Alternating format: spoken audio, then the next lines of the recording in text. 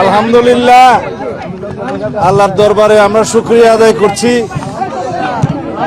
বাংলাদেশে বহুল প্রত্যাশিত জাতীয় সংসদ নির্বাচন শান্তিপূর্ণভাবে অনুষ্ঠিত হয়েছে এবং সুষ্ঠু নিরপেক্ষ একটা নির্বাচন অনুষ্ঠিত হয়েছে, যার জন্য সারা বিশ্ব অপেক্ষা করছিল, শুধু বাংলাদেশের মানুষ নয়। আমরা আল্লাহর দরবারে শুকরিয়া আদায় করছি, এদেশের জনগণের প্রতি শুকরিয়া আদায় করছি, তাদেরকে অসংখ্য ধন্যবাদ প্রদান করছি। তারা ধৈর্য ধরে এই ত্রয়োদশ জাতীয় সংসদ নির্বাচনে অংশগ্রহণ করেছেন এবং ভোট প্রয়োগের পর ভোট পাহারা দিয়েছেন। দুই একটি ছোটখাটো বিচ্ছিন্ন ঘটনা ছাড়া উল্লেখ করার মতো তেমন কোনো ঘটনা ছিল না। বলতে গেলে শতকরা শতভাগই শান্তিপূর্ণ নির্বাচন অনুষ্ঠিত হয়েছে। এই বিজয় আমাদের প্রত্যাশিত ছিল।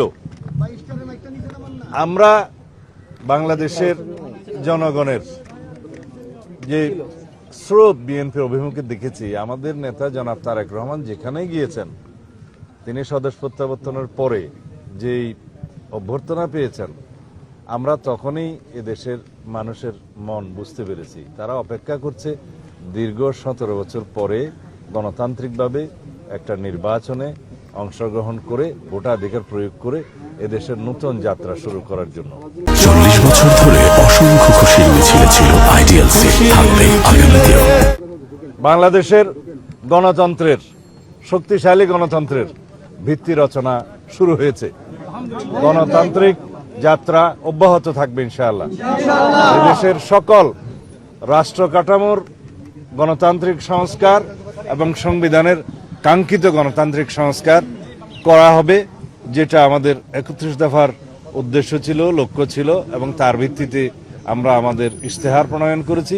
ইতিমধ্যে জুলাই জাতীয় সনদ স্বাক্ষরিত হয়েছে, যার মধ্যে দিয়ে একটি রাজনৈতিক সমঝোতা হয়েছে। এটা একটি রাজনৈতিক সমঝোতার দলিল, তা অক্ষরে অক্ষরে পালন করা হবে। আমরা আশা করছি বাংলাদেশের এই জাতীয় সংসদ স্বাধীনতার পরে সবচাইতে বেশি আইন প্রণয়নকারী জাতীয় সংসদ হবে এবং সংবিধান সংশোধন করবে জন আকাঙ্ক্ষার ভিত্তিতে। আমাদের শহীদদের আকাঙ্ক্ষা অনুযায়ী, প্রত্যাশা অনুযায়ী, তরুণ প্রজন্মের প্রত্যাশা অনুযায়ী এই দেশকে আমরা মেধা নির্ভর, প্রযুক্তি নির্ভর এবং জ্ঞান নির্ভর রাষ্ট্র বিনির্মাণের জন্য আমরা সমগ্র দেশবাসীর সহযোগিতা চাই, গণমাধ্যমের সহযোগিতা চাই, সমাজের, রাষ্ট্রের সকল স্তরের যে যেখানে আছেন, সমাজের যারা দায়িত্ব পালন করছেন, রাষ্ট্রের বিভিন্ন স্তরে দায়িত্ব পালন করছেন, সকলের সহযোগিতা চাই একটি শক্তিশালী সাম্যের ভিত্তিতে মানবিক মর্যাদার এবং সুশাসন প্রতিষ্ঠার।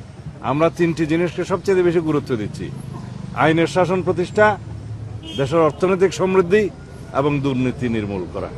ধন্যবাদ।